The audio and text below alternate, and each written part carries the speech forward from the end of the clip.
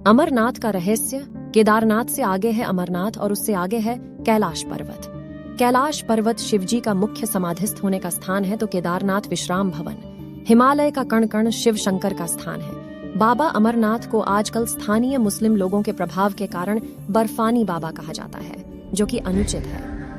उन्हें बर्फानी बाबा इसलिए कहा जाता है कि उनके स्थान पर प्राकृतिक रूप से बर्फ का शिवलिंग का निर्मित होना समझ में आता है, लेकिन इस पवित्र गुफा में हिम शिवलिंग के साथ ही एक गणेश पीठ व एक पार्वती पीठ भी हिम से प्राकृतिक रूप में निर्मित होता है।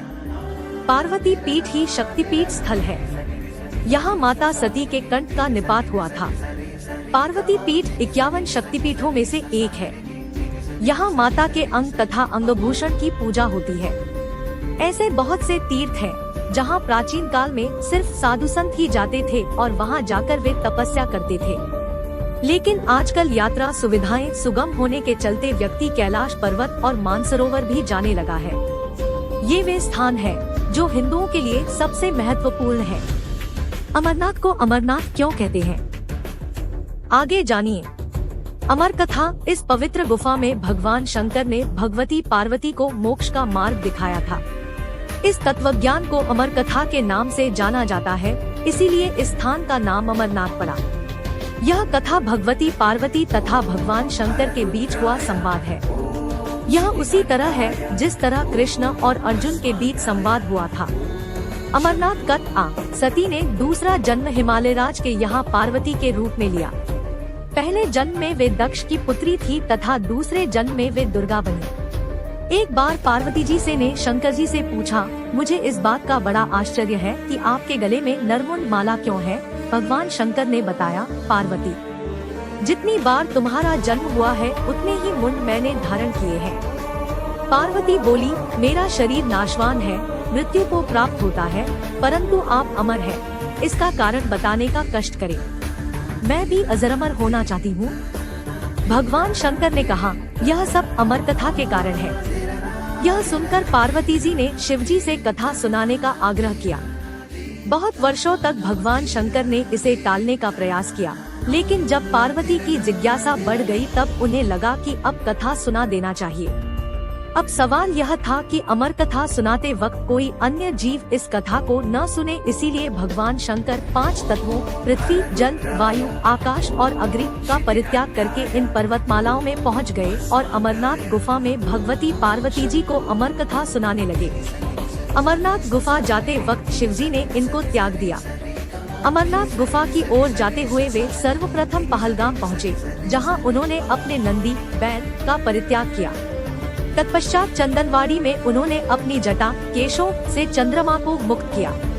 शेषनाग नामक झील पर पहुंचकर उन्होंने अपने गले से सर्पों को भी उतार दिया।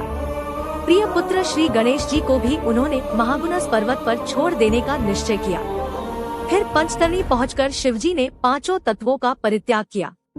सब कुछ छोड़कर अंत में भगवान शिव ने इस अमरनाथ गुफा में प्रवेश किया और पार्वती जी को अमर कथा सुनाने लगे।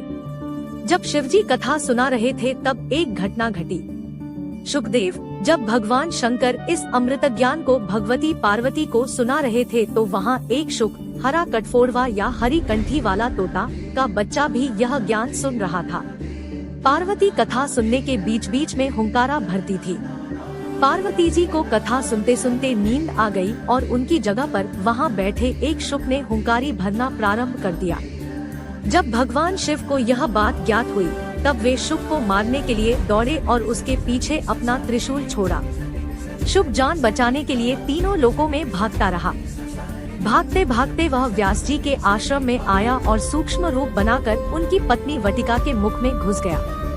वह उनके गर्भ में रह गया। ऐसा कहा जाता है कि ये 12 वर्ष तक गर्भ के बाहर ही नहीं निकले। जब भगवान श्री कृष्ण ने स्वयं आकर इन्हें आश्वासन दिया कि बाहर निकलने पर तुम्हारे ऊपर माया का प्रभाव नहीं पड़ेगा, तभी ये गर्भ से बाहर निकले और व्यास जी के पुत्र कहलाए। गर्भ में ही इन्हें वेद, उपनिषद, दर्शन और पुराण आदि का सम्यक ज्ञान हो गया था। जन्मते ही श्री कृष्ण और अपने माता पिता को प्रणाम करके इन्होंने तपस्या के लिए जंगल की राह ली। यही जगत में शुकदेव मुनि के नाम से प्रसिद्ध हुए। पवित्र युगल कबूतर श्री अमरनाथ की यात्रा के साथ ही कबूतरों की कथा भी जुड़ी हुई है। इस कथा के अनुसार एक समय महादेव संध्या के समय नृत्य कर रहे थे कि भगवान शिव के गण आपस में ईर्ष्या के कारण कुरुकुरु शब्द करने लगे। महादेव ने उनको श्राप दे दिया कि तुम दीर्घकाल तक यह शब्द कुरुकुरु करते रहो। तदुपरांत वे रुद्ररूपी गण उसी समय कबूतर हो गए और वहीं उनका स्थायी निवास हो गया। माना जाता है कि यात्रा के दौरान पावन अमरनाथ गुफा में इन्हीं दोनों कबूतरों के भी दर्शन होते हैं।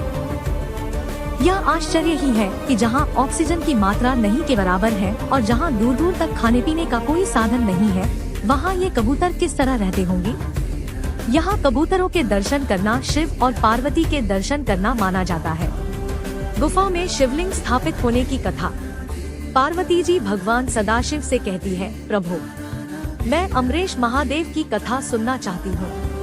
मैं यह भी जानना चाहती हूँ कि महादेव गुफा में स्थित होकर अमरेश क्यों और कैसे कहलाए। सदाशिव भोलेनाथ बोले, देवी आदिकाल में ब्रह्मा, प्रकृति, स्थावर, पर्वतादि, जंगल, मनुष्य, संसार की उत्पत्ति हुई। इस क्रमानुसार देवता, ऋषि, पितर, गंधर्व, राक्षस, सर्प, यक्ष, भूतगण, कूष्मांड, भैरव, गीदड़, दानव आदि की उत्पत्ति हुई। इस तरह नए प्रकार के भूतों की सृष्टि हुई, परंतु इंद्रादि देवता सहित सभी मृत्यु के वश में थे। इसके बाद भगवान भोलेनाथ ने कहा कि मृत्यु से भयभीत देवता उनके पास आए। सभी देवताओं ने उनकी स्तुति की और कहा कि हमें मृत्यु बाधा करती है। आप कोई ऐसा उपाय बतलाएं जिससे मृत्यु हमें बाधा न करे। मैं आप लोगों की मृत्यु के भय से रक्षा करूंगा। कहते हुए सदाशिव ने अपने सिर पर से चंद्रमा की कला को उतारकर निचोड़ा और देवगणों से बोले, यह आप लोगों के मृत्यु रोग की औषधि है। उस चंद्रकला के निचोड़े से पवित्र अमृत की धारा बह निकली और वही धारा बाद में अमरावती नदी के नाम से विख्यात हुई। चंद्रकला को निचोड़ते समय भगवान सदाशिव के शरीर पर जो अमृत बिंदु गिरे वे सूख गए और पृथ्वी पर गिर पड़े। पावन गुफा में जो भस्म है वे इसी अमृत बिंदु के कण हैं जो पृथ्वी पर गिरे थे। सदाशिव भगवान देवताओं पर प्रेम न्योछावर करते समय स्वयं द्रवीभूत हो गए। देवगण सदाशिव को जल स्वरूप देखकर उनकी स्तुति में लीन हो गए और बारंबार नमस्कार करने लगे। भोलेनाथ ने देवताओं से कहा, हे देवताओं, तुमने मेरा बर्फ का लिंग शरीर इस गुफा में देखा है। इस कारण मेरी कृपा से आप लोगों को मृत्यु का भय नहीं रहेगा। अब तुम यहीं पर अमर होकर शिव रूप को प्राप्त हो जाओ। आज से मेरा यह अनादि लिंग शरीर तीनों लोकों में अमरेश के नाम से विख्यात होगा। देवताओं को ऐसा वर देकर सदाशिव उस दिन से लीन होकर गुफा में रहने लगे। भगवान सदाशिव ने अमृत रूप सोमकला को धारण कर